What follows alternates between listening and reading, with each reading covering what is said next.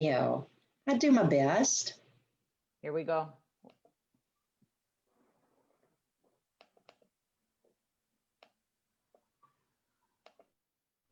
All right, we're live on Facebook, and here comes everyone.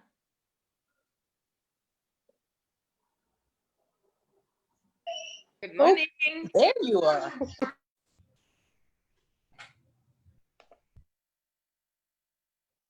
Remember to unmute yourself, panelists.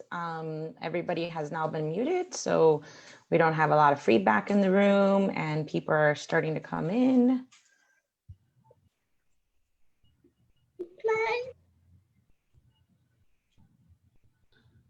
All right, everybody's in, and we're live on Facebook, so. Yay!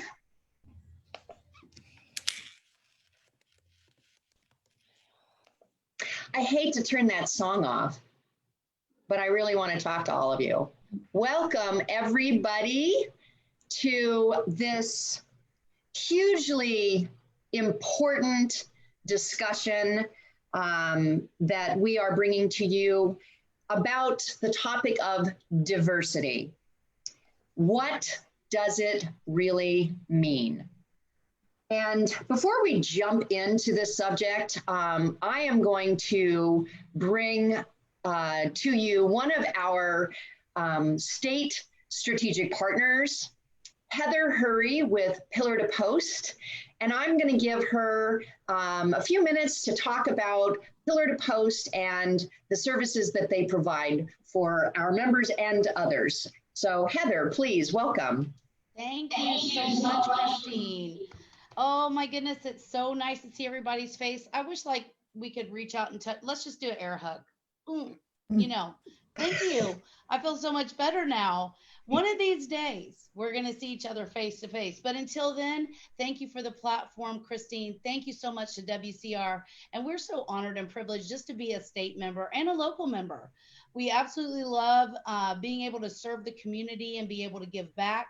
And I think ultimately at the end of the day, that's what it's about. It's all about serving you, to be an extension of you, to help you look better, and quite candidly, take the risk off of you and put it onto us as it relates to home inspections. So quickly, a little bit about us, those that don't know Pillar to Post, the Jeff Mackey team. Jeff Mackey team is here locally, but Pillar to Post obviously is a national company.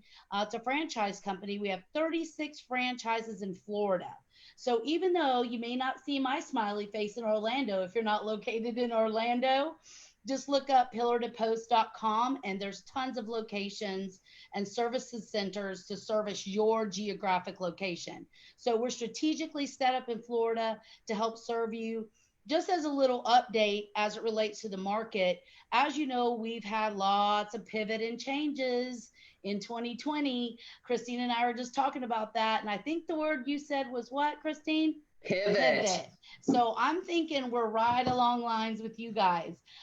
We've had some changes. Buyers and sellers aren't on site. Agents aren't on site. We've had to telephonically go through inspections with them over the phone, FaceTime, video, whatever it takes. We've shifted with those changes to accommodate our clients, and it's gone really, really well.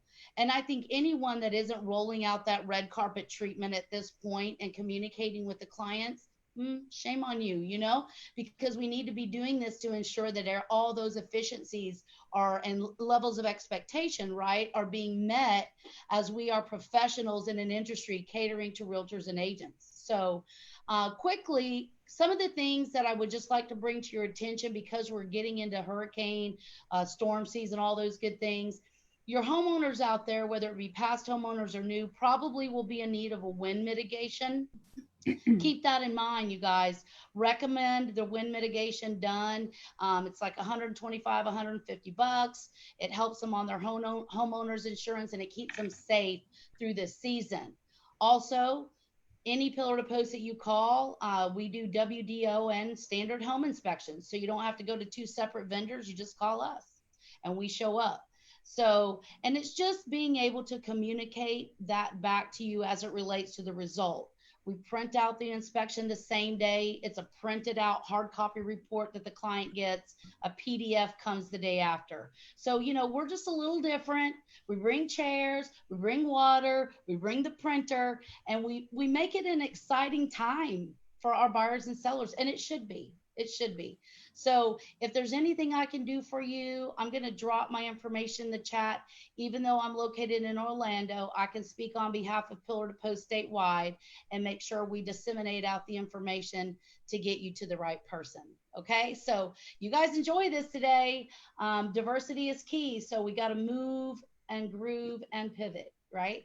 Thank you so much, Heather. Thank you so much. And Pillar to Post's information, as well as all of our state strategic partners' information, is on our website. You can just scroll on their individual name or link, and it'll shoot you right over to their webpage, and you can get all the information that you want. So thank you so much, Heather. I really do appreciate that. So diversity. I did a little research. And I'd like to share with you what I uncovered. Diversity refers to the traits and characteristics that make people unique, while inclusion refers to the behaviors and social norms that ensure people feel welcome.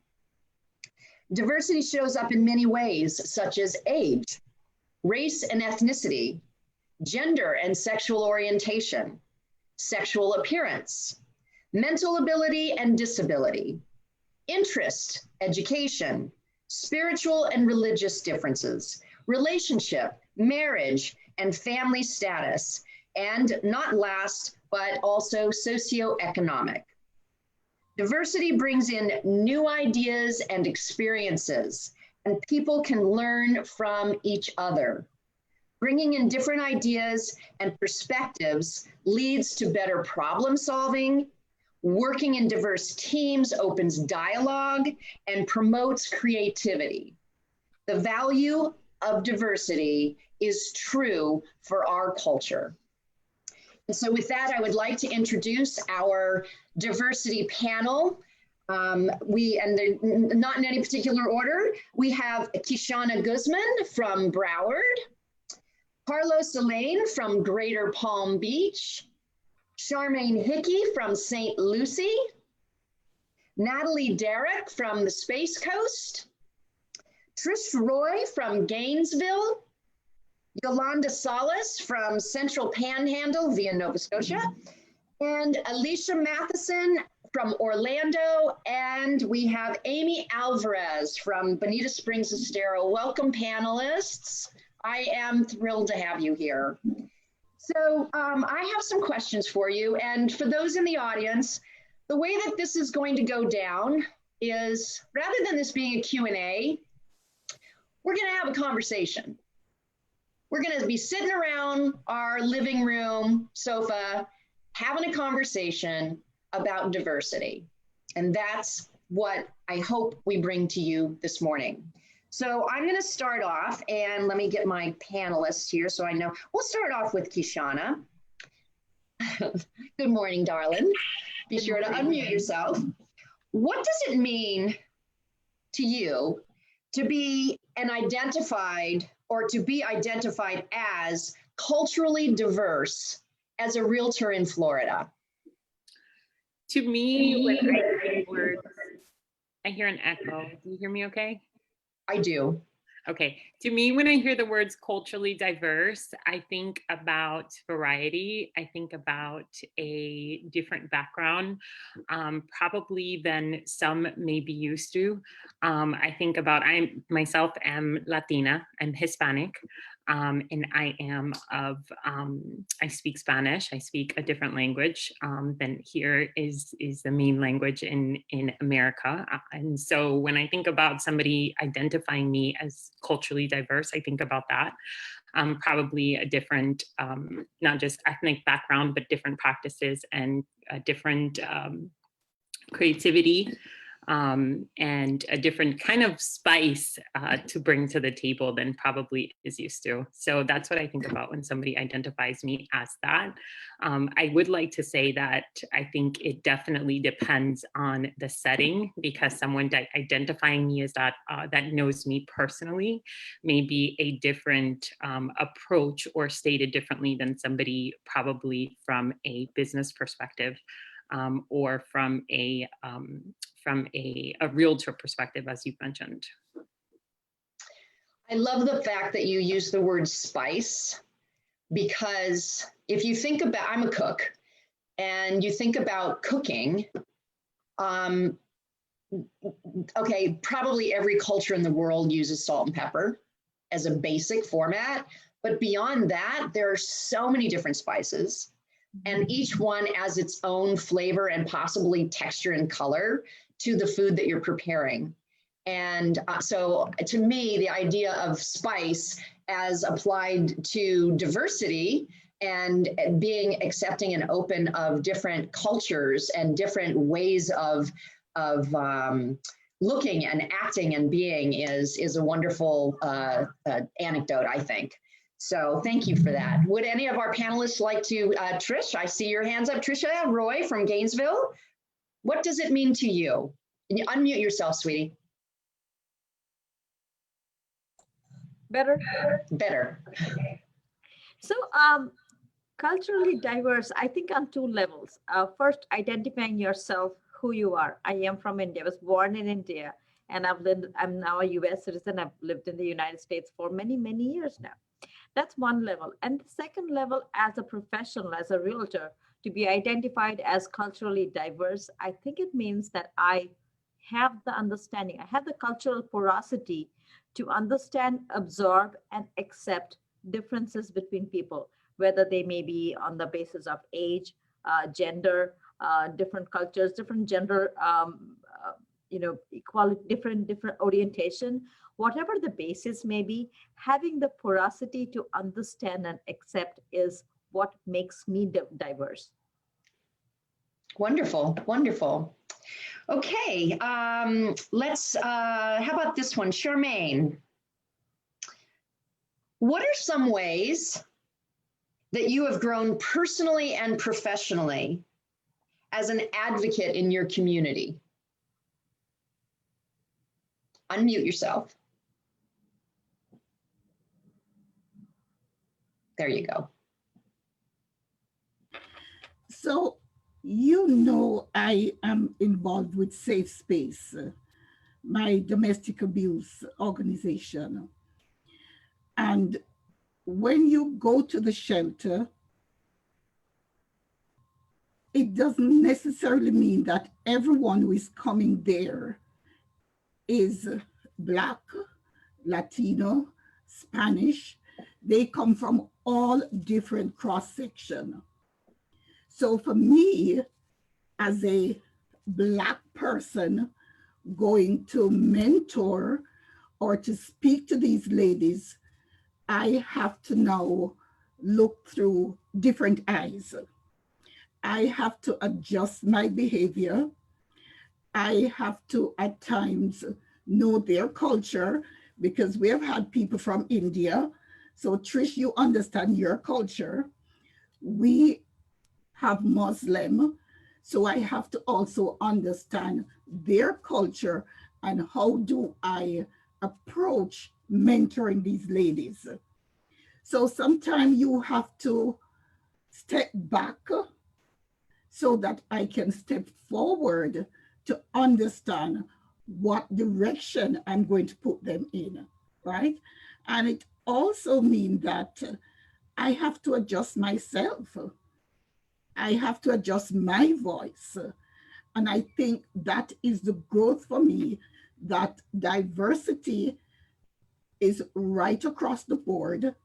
And in this situation, domestic abuse do not know color, religion, or any of the above.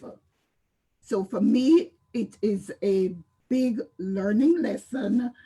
It has allowed me to grow professionally and personally. Yolanda, I see your hand is up. Thank you. I'm inspired by what Charmaine just shared, because it's also been one of my personal life lessons, I guess, Charmaine, in that, growing up Puerto Rican in New York, initially New York, then Miami, I was immersed in the culture that I was growing up in, of course, as we all are, right? Whether it's a little neighborhood or not. But when I moved to Puerto Rico when I was 14, I didn't move by myself, obviously, our family moved. It was interesting because I was a bit of the outsider at that point, because I was this little American girl, not a Puerto Rican anymore. So from that perspective, what I found is you really did have to put yourself in the other people's shoes. When we grew up, we always learned the golden rule. That was the one that says, do unto others as you would have them do unto you. Right. But the reality is, for diversity to work, that's not the way. And for us to understand other people, that's not really the right golden rule. The right golden rule, in my opinion, and how I finally was able to really immerse in the diverse cultures, especially once I got into the working world, was to understand that the golden rule had to be restated to be one such as do unto others as they need to be done unto, if you will. If you want to, it's probably not the right English way to say it, but the right grammar way. But it's the concept of, you really do need to know and put yourself in the other person's shoes and involve yourself to keep your lens is open, and your ability to allow that different perspective.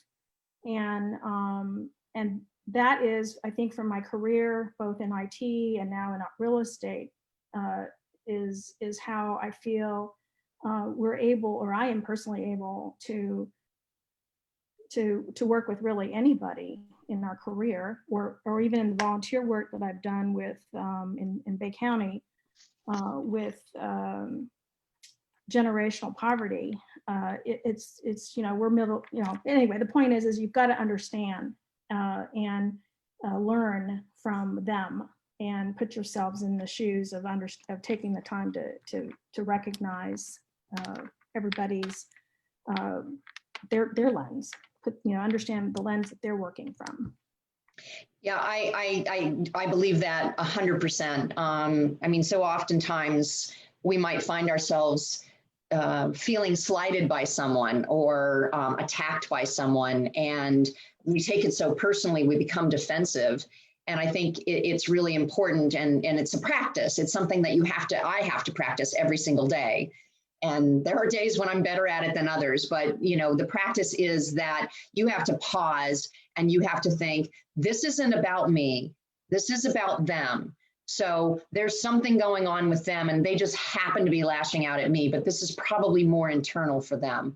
But that is like I said, it's a practice, just like you practice anything.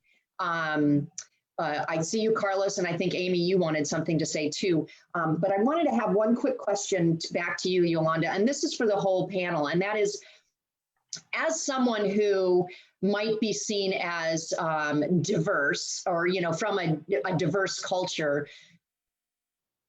how do you feel like, sorry, my phone is talking to me, shush. How do you feel that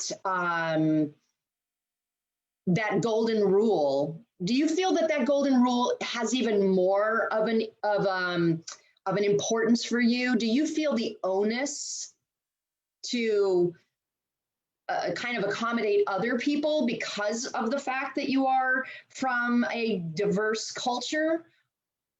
Do you know what I'm saying? Well, I don't, to be honest with you, I don't think it has anything to do with being diverse, because when we think about the reality of our country, the melting pot that we are, I think it's just, what's the right word? For me, the golden rule is just the way that I have to work with somebody, because I feel like especially when I was working with teams in a corporate environment, I mean, we just really needed to understand and get everybody's strengths and what they knew, what they didn't know, those kinds of things. It all comes together, and it's very similar to your spice analogy. You know, you make some amazing things when everybody can contribute and does the best that they can based on their norms, based on what they bring to the table, based on their culture, based on their beliefs, based on everything that they are, based on their uniqueness, because all of us are unique. I mean, I think sameness is not the norm. I think diversity is the norm. You know, that's what we are. Look at this, look at everybody that's on this screen today. None of us are exactly alike. I don't think there's any, you know, so so I think it's just the way, you know, treating that the best way that we can work with other people is to recognize and let yourself be open to the other person's lens. And they're back. I agree. Yeah. Carlos, jump in here. Well, you know, it's really awesome that we have such great panelists, because exactly what this whole conversation is about is actually playing out here, because we are so diverse and coming from so many different backgrounds. We all have different ways in which we grew up and experienced things. And from my perspective, it might be totally different from another person's perspective. For example, everybody or most of you know that I'm born in Barbados. So going back, taking your spice reference, you know, back in 1627, it was really salt and pepper. They were slaves and they were whites. And as time evolved, we got lots of different cultures that emigrated to the tiny island over time. But growing up, for me, I never knew diversity. We don't talk about diversity there because everybody gets along. They've always been forever cultures. We have one of the oldest Jewish cemeteries around in Barbados. We've got Chinese, we've got everybody there. So for me growing up, diversity was really, or what we call diversity here, is really two things: respect and acceptance. You need to respect people on all levels, colors, orientation, etc. And you have to accept that there will be other people that look different, speak different, etc., act different from you. So even in school, that was just a baseline for how you need to treat others. So I really didn't experience diversity until I came to the United States, because it's at that point that I realized that my color made a difference where I went, who I spoke to. And a perfect example is, you know, when I got here, even though I had an international license, drove in many other countries, the lady said to me, "I'm sorry, but you're not allowed to have a license." And she denied me a license based on what I don't know. And a kind gentleman 2 doors down after I complained, who was Caucasian, came to me and said, "You know, she's always giving Black people issues. As long as you have your paperwork and everything's fine, you know, we'll get that taken care of." So that was my first experience with, you know what, I'm being treated differently. And it got, you know, all the experiences I had when I was new here. For example, you know, I worked with some people, and in the first days of working, I realized it was cold. It was middle of winter. So I came from extremely hot weather to extremely cold weather, which was crazy. But in my first week, you know, I had a couple flat tires, and I thought, that was just my luck. Turns out that somebody had systematically over a month slashed each tire. I mean, it was one tire like a week. But it taught me that I needed to be more aware of my surroundings. I needed to see that, again, don't paint everybody with the same brush, because maybe the person that's being not so nice to me, maybe some person of that same culture or another culture will be accepting to me. So I think that even nowadays, the baseline still goes back to respect and accept. And I think that when we see people as human and we start interacting with them as human, still sort of the golden rule, accept others and treat others the way you want to be accepted and treated. I think when we start to do that, even if we get caught up in a moment where we're angry, we will catch ourselves and not say bad things or not have those bad thoughts. Because people say to me, "Why are you always so calm?" But I think you have to always continue to train yourself, just like any specialty. We're in real estate. We continue to improve ourselves in our craft, but as a human, you always need to continue to craft yourself as, I may run into someone I didn't expect today. How am I going to treat that person? And I think if we start to think about that more, we won't have all the issues we have politically or ethnically or color-wise that we do have. So for me, my perspective is always going to be different because I wasn't taught this person is better than this person. As a tourist country, we had people from everywhere. And everybody knows if you're in tourism, it's all about making those people happy and accepting their cultural differences, which spices up your life in the first place. Again, the word spice. Amy, did I see your hand up? Yes. Yes. Good morning, everyone, and thank you so much for including me in this panel. I feel very blessed about that. Well, I was born and raised in New York. My mother is Dominican and my father is Puerto Rican. So I grew up in a household where Yolanda said something that resonated to me, which was feeling like an outsider. I felt like an outsider within my house. I was the only one of my father's children. So my siblings are all pure Dominican, and I was the only one that was half Puerto Rican. And the whole thing with Hispanics and Latinos, you know, we all have our issues towards one another. So, and being in New York, growing up in New York, I never thought I was diverse. That is like a new concept to me because it was normal that everyone was different. You know, you go to downtown, you go to Chinatown, you know, I grew up in an environment where there's no such thing as the same. Everyone's different. And I think that what it did for me was it just made me adjust very well to, you know, to just about anybody. Like I can kind of communicate with just about anyone. If I don't understand somebody's culture, then I'm just very sensitive. And I just try to, you know, watch my wording and just mimic them so that I, you know, get a sense of what would make them comfortable. But when Yolanda mentioned being an outsider, it made me laugh because as a child, I always went to the Dominican Republic. And me going to the Dominican Republic, I was called La Rubia, the blonde one. And I was not considered Dominican. I was not considered Puerto Rican. I was from New York. And going to Puerto Rico, I'm definitely not Puerto Rican. I wasn't Dominican. I was from New York.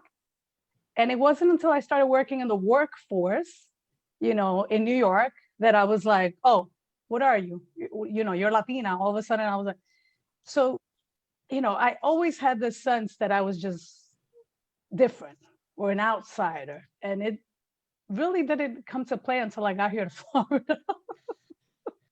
Things are different here in a good way. Yes, in many good ways, for sure. Trisha.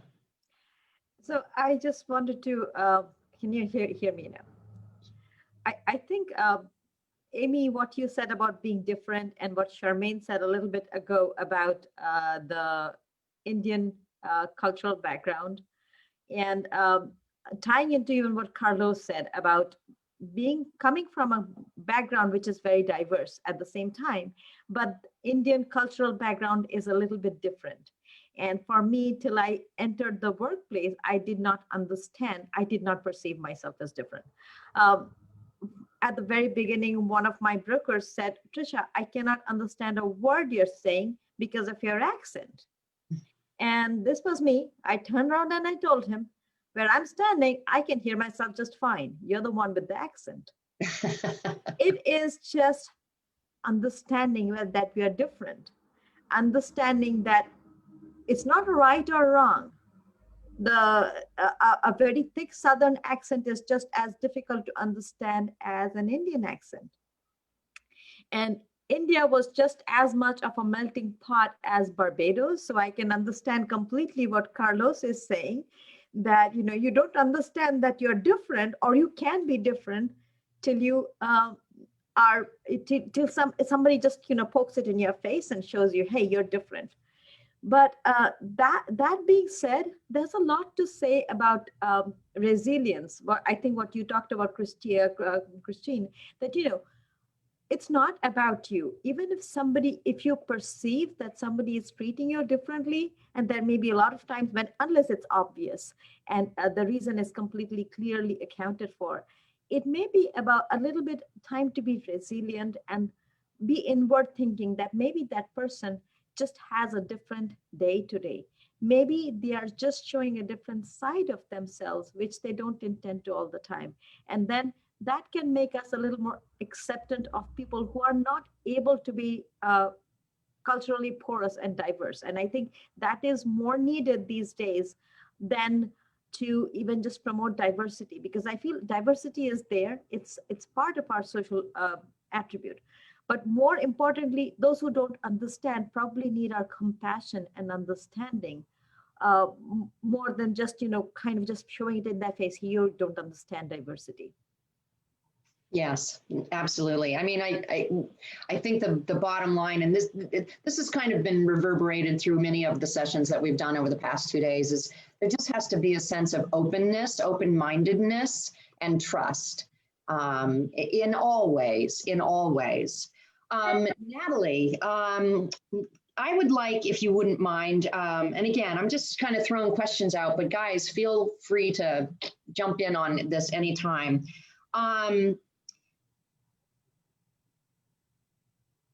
What is the most common mistake that for you that someone has made when working with you, do you think?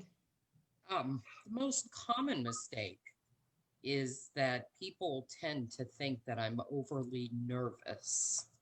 For those of you that don't know, especially since I'm probably the lightest color person in the whole panel, I suffer from a hereditary trait called essential tremors. And so my hands shake constantly. When I get nervous, my head will start to shake. Stress tends to make my voice shake a little bit. If I exercise a lot, that happens. But like when I'm in an interview process, especially listing presentations, or just, well, the other day interviewing for the district vice president position, hopefully they couldn't see it over the screen, but I was shaking to beat the band. And most people go, you don't have to be nervous, everything will be fine. And I'm like, well, I'm okay. I'm not nervous. Yeah, I'm not nervous. I feel like I need to have a big poster board that says, I'm not nervous. I have essential tremors. So that would be probably the number one thing. If I could have a moment on some of the things that have been spoken before, I personally feel that we need, as adults, to approach every person we meet like we would if we were a child. As children, we have no bias. We have no prejudices. We just want to be friends. And we learn from each other. And that's, I've learned more from my daughter and the friends that she has brought into our home through the years.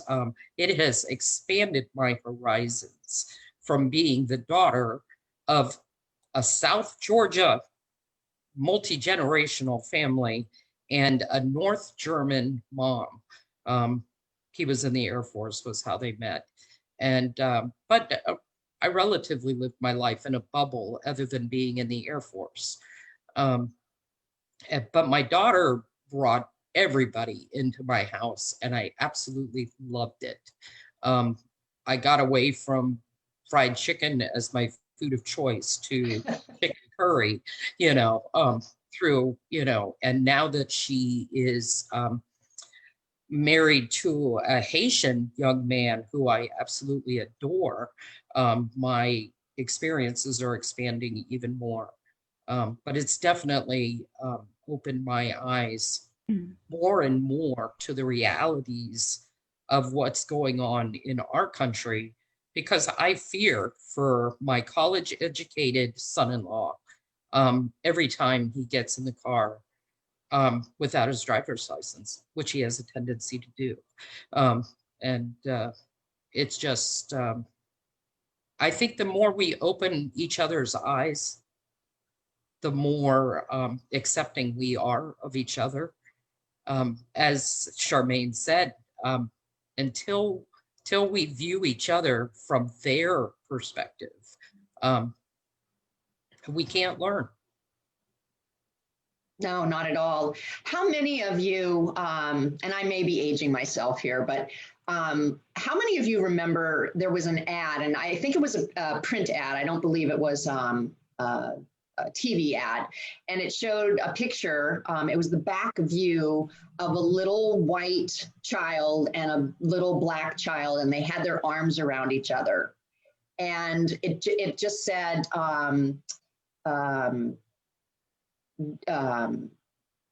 discrimination is learned. It's something like discrimination is not normal or not natural. Discrimination is learned. Yes. And I just remember that ad and thinking, yes, that's absolutely right. As you said, Natalie, you know, as children, they love on everybody until they learn that that's not what they're supposed to do. Yeah. Right. And now I feel as though, and I grew up with a father who I commonly would refer to as the Archie Bunker incarnate. I mean, as far as he was concerned, the only people who really who were of any value were white men. And of course, me being me, well, I constantly was debating him on this. But I think that perhaps now we, you know, as children, we might have been taught to be bigots, to be racists, to look at people who don't look just like us. And I see you, Charmaine, who don't look just like us, to as different, and they're not as good as we are, and they're not as smart as we are, and they don't deserve as much as we do. And now I feel that, and I'm hoping that we as open-minded individuals can teach that older generation, or those people who still may think that way, which is such a tunnel view, the difference about being open-minded and the richness that can come from your life when you do open yourself up to everybody. Alicia, I'd love to hear from you. We haven't heard from you yet. What would you like what is the one thing that you would like to express to the audience? What would you like the audience to walk away with today? You know what? I think it's so amazing. Is there an echo? Okay. I'm not hearing it, but you know what? I think everybody's muted but me and you, so I will mute and Trisha, I'm going to mute you. I'm going to mute myself.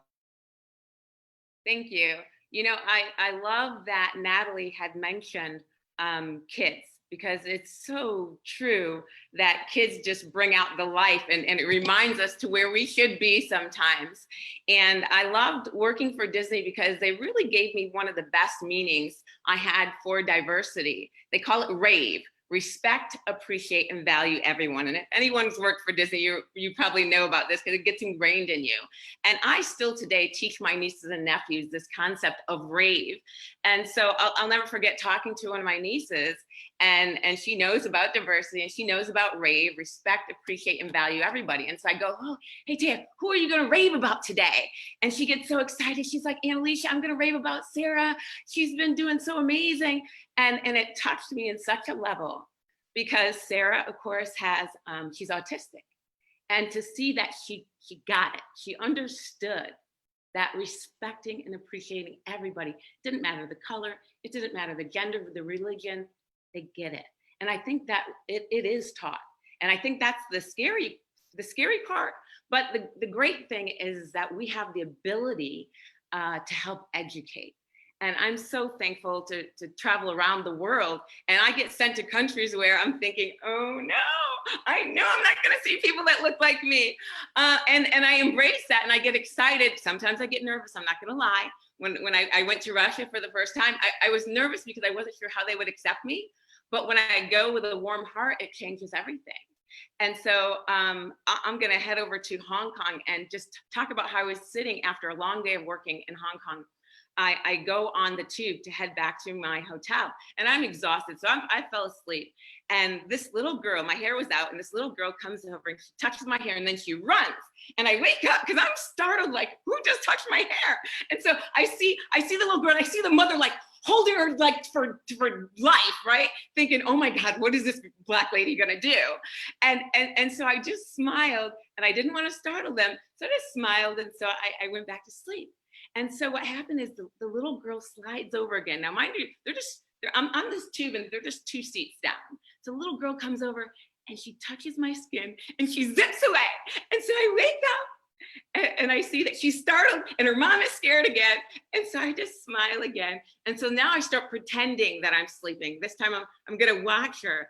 And so as she gets closer, she wants to touch. And so I stick out my finger, and she sticks out her finger, and she touches mine, and she runs back to her mom. And I said, you know what, this little girl wants to play with me, but her mother is still frightened of me. So what I did was, I bowed to her mother, and I reached out my hand. And her mother didn't know what to do at first, but I kept my hand there. And so all of a sudden, her mother put her hand on my hand, and then we put it in the little girl's hand. And the little girl, she grabbed both of our hands and like hugged us, and it was the most beautiful thing. And when I looked around, almost everyone on that train was looking at us. And I said, I didn't speak their language, but they get it. And I think that when we can educate and let people know who we are, we can change those minds. Thank you. That is a beautiful story. That is a beautiful story. I'm curious, and any one of you may, jump in and answer this question, but have you ever, I hate to think that you have experienced this, but I also suspect you all have. And the question is, have you had an experience where you're working with someone, either it's, when you're in an office situation, or perhaps as realtors, customer situation, and they flat out said something to you, or you just knew in your heart of hearts that they were disrespecting you because of who and what you look like and sound like and act like. And I mean, raise your hands if that's the case. Okay, I tell you one just like recently, like in 2 days ago. I have a son who is 33 years old, and he got a huge job, and he went to Seattle on Monday. And Monday night I saw on Facebook, and I'm emotional about this now. He posted a picture of himself with the background of this high-rise building, and he said, "You will not stop me, not with the N-word." So he came in last night. I think I told Kishana, because I was nervous. So last night he came home, and I said to him, "What happened?" And he said, "Mom, after going to the office, he was walking on the road, and this gentleman said to him the N-word. And he said to him, 'Thank you.' And when he was coming back, because he went to get lunch, he said it again. And he turned to the gentleman and he said, 'You will not stop my progress. You will not stop where I'm going. I know who I am, and because I learned that people like you will stop my progress, I'll keep walking.'" And I'm like, this is Monday, right? So I'm saying this to you, that type of behavior is learned. But we, in our culture, we have to teach our kids how to handle that type of situation, because it could escalate. My son is And this is an educated guy. He did aeronautic engineer, right? So he's only been judged not by what is here, but by the color of his skin. But then he knew how to diffuse the situation so that it does not escalate. And that's what we need to teach our kids going forward, how to handle discrimination, right? So that it does not turn into what is going on now.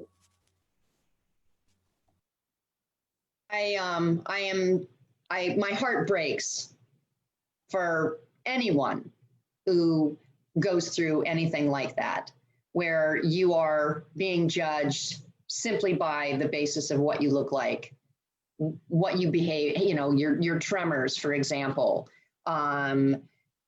It's shameful, quite frankly. And I do think that it comes from a place of fear on the part of the person who is, for example, calling your son the N-word. I think that people have a tendency to put barriers around themselves, and it's based on fear, if nothing else. You're not like me. You don't look like me. You don't act like me. You don't behave like I do. So therefore, I'm afraid of you. And the only way I can overcome my fear is to get rid of you, to put you down, to put you somewhere else where I don't have to deal with you anymore. I don't have to deal with my fear. And I'm reminded of Michelle Obama, and this is not political, everybody, but I'm reminded of Michelle Obama, and it's one of my favorite sayings and favorite thing that she has said, and she said some pretty amazing things, and that is, when they go low, we go high. But I also sit there and think to myself, how exhausting must that be to always have to take the high road? Carlos. I just want to carry on from what you said, because this is something I think most people don't realize or experience. So talking about how exhausting that is to have to do that every time, that's something I think people don't recognize for people who are discriminated against, whether it's by orientation, color, or you know, whatever it is. Those people that are able to somehow rise above it all and remove themselves from the situation where they don't get into a worse situation. You constantly have to either jump through hoops or navigate. So it is exhausting. But bringing it back to our industry, and you know, I've had similar situations like Charmaine said. I had a guy not that long ago wanted to show one of my listings. He is from Palm Beach, and anybody knows who, you know, where Palm Beach is. You know, the houses there are 45 million plus. So he comes to look at my listing, and immediately he arrives with his clients and he sees me, and he gets out of the car and he says, well, who the hell are you? So I said, well, I'm the listing agent and I'm here to show you the house. Well, I don't need you to come with me. I'm just going to go directly to the house. The homeowners, meanwhile, are still in the house. And, you know, he said, well, you're not that important to me. And first of all, you shouldn't even be working in this business. And how did you even get a listing like this? You are nothing. So, of course, again, another person who is not used to or is not educated enough to understand that this is not a conversation you need to escalate. It could turn deadly. It could turn to a fight. I could be, you know, carrying with a permit, and I could just flip out and go crazy. But again, you know, being or coming from where I've come from and the hoops I've had to jump through, those are just conversations that you need to avoid. So I simply just said to him, look, you're here to see the house. You know, let me talk to the homeowner. Meanwhile, the homeowner can hear this. So homeowner politely says, look, we will show your clients the house. You are not allowed to enter our house. And if you were as nice as Carlos is, maybe you'll have listings like these. So it just goes to show you, and mind you, my clients are all mostly Jewish clients. So it shows you that culturally, you don't have to necessarily, there are a lot of nice people out there, and they will stand up for you without hesitation. And it's really sad that not just people, are fearful, but people actually think that way and harbor those thoughts. I mean, I can't tell you how many times I've driven down my own street outside the neighborhood. I've been stopped by the police. And the first question out of their mouth is, do you own this car?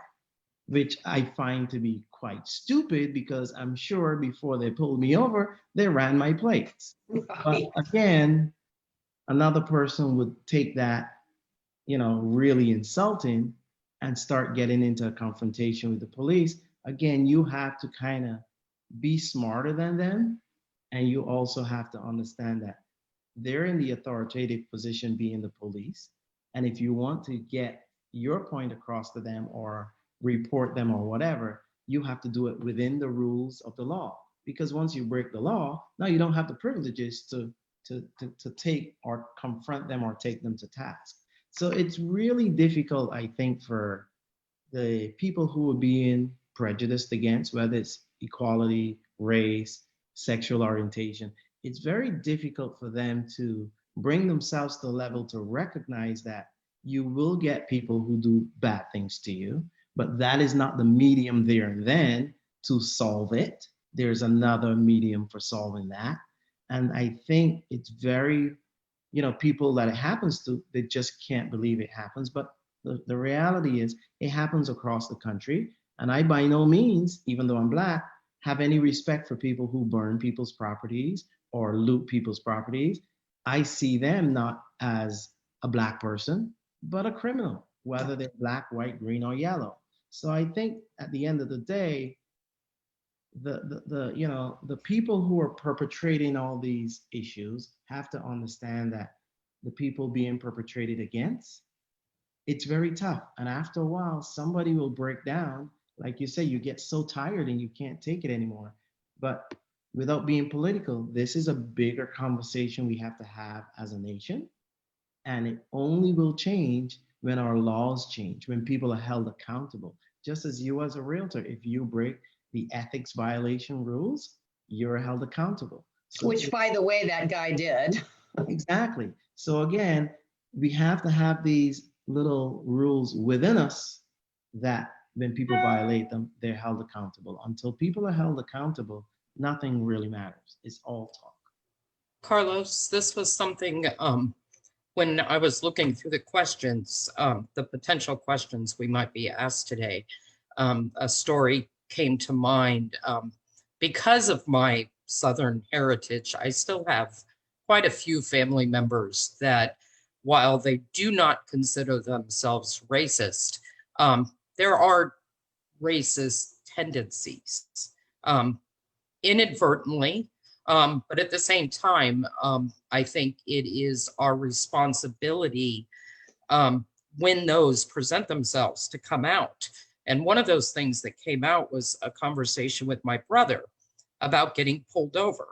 And he made the comment that when he was in high school, he had this fastback Camaro that he had put holes in the muffler so it made all sorts of noises. And every time he drove down our street, he'd get pulled over by the cops. And so he goes, well, I got harassed all the time. I got pulled over all the time. It had nothing to do with color. And I had to point out to him that the difference between him getting pulled over, his fear was getting a ticket. He wasn't going to lose his life. He wasn't going to be thrown in jail. In fact, he came home and complained to my dad, and my dad called the city police chief and told him the next time they pulled him over, they better give him a ticket or quit pulling him over, and that was the right, he was able to do that, where, similar situation for you or, our young Black men in our country, they fear for their lives when they get pulled over. And that's wrong. I mean, they should have every bit the same respect.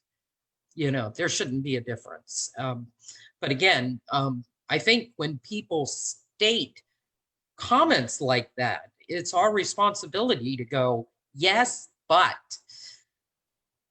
And you're absolutely right. And this conversation, this event came about because our national president took it upon herself to have a very frank discussion with a number of our Black women's council members across the country. And it was, for me, it was quite moving to watch. It made me aware of things that I had no concept of before. And I just thought, I want to do this with our state. I want to do it on a bigger level with regard to bringing all kinds of different diverse people into the equation. But Kishana, I don't know if you want to share this, but you and I had a conversation, and it was kind of in the throes of the heat of the moment of Black Lives Matter, and you were describing to me what you needed to do as far as your children were concerned. You have twin 14-year-olds, recent happy birthdays, and how you talk to them and before they walk out of the house every day. And I would be, if you're willing, I would love for you to share that with the group here, because it blew me away. With sadness, it blew me away. Yes, absolutely. Going back to what Carlos was saying, I think it's so important for us to just continue to remain aware and set the platform, and then go for, because we can become so exhausted in continuously facing this and having to go high. And I think it's important for us to start at home, right? If we want to look at how we can change it, especially now with the climate of our country, we have to start at home. And it's the tough conversations that start at the dinner table. I'm a single mom of twins. I have a boy and a girl, and they're both practically taller than me now. And they're brown-skinned twins. And for whatever reason, we may go to places or experience things that maybe others may not have experienced.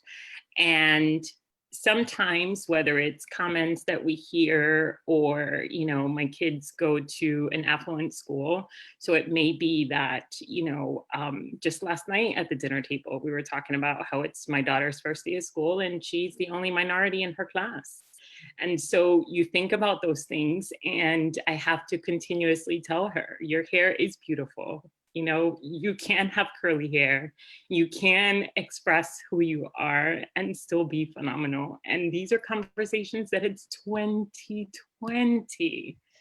My son cannot go outside with a tank top. He can't go outside with flip-flops. He can't go outside with, these are things that, it's the middle of the summer and you're leaving a cold classroom, and I don't want you having a hoodie on, and why can't I do it? I have classmates that do it. Well, you're not your classmates, and we need to make sure that we present ourselves differently. And I am your mom, and I need to definitely teach you about these things. Well, why?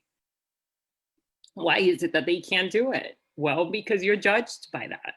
And that's the end of the conversation. You're judged by it. And so these are constant conversations that, are they tiring? Yes, absolutely. They're tiring. Should I be having those conversations with them? Yes, because they absolutely start at home.